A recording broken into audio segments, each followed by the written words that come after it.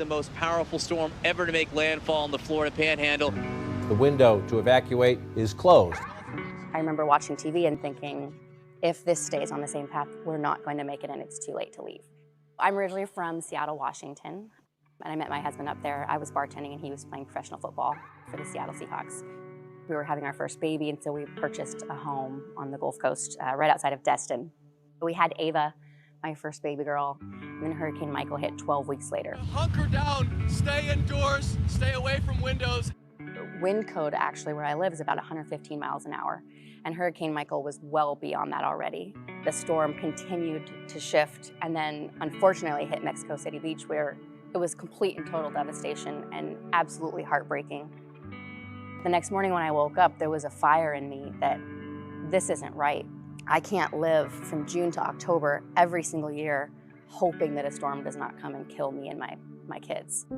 And so, driven purely by a desire to protect her own family, Annette Rubin became an accidental pioneer in the field of disaster-proof construction. You had no experience in construction or business of this sort at all. No, I went down this rabbit hole of how do we build a fortified structure? In her new quest to find a really strong building material, someone at Annette's church brought up M2, or M2. It's a 40-year-old Italian company created by an engineer who discovered a really easy-to-construct method to build a home that could stand up to an earthquake.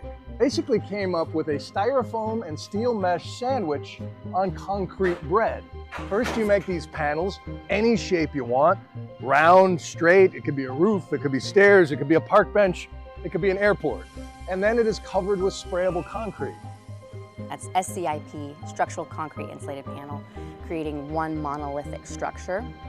What these panels have that's great is that they're way more waterproof than a traditional construction material. So if you see on that building over there, the roof's not even finished, it's not even waterproofed, and it just rained like 3 days in a row and not one droplet got into the second floor.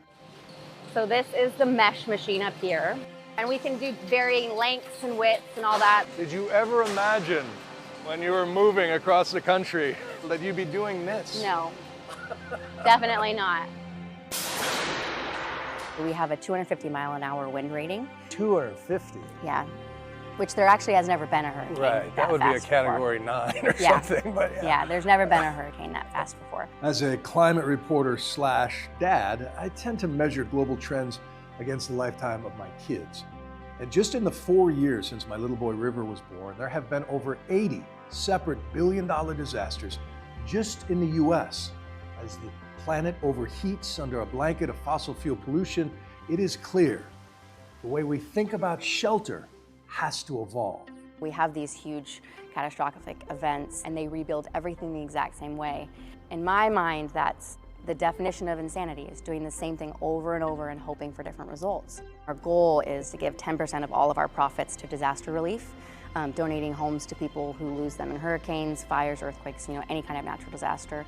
And they're getting worse. I think people are hungry for something different. And I think as a construction community, there's enough people coming up in the next generation that really want to learn these new innovative things.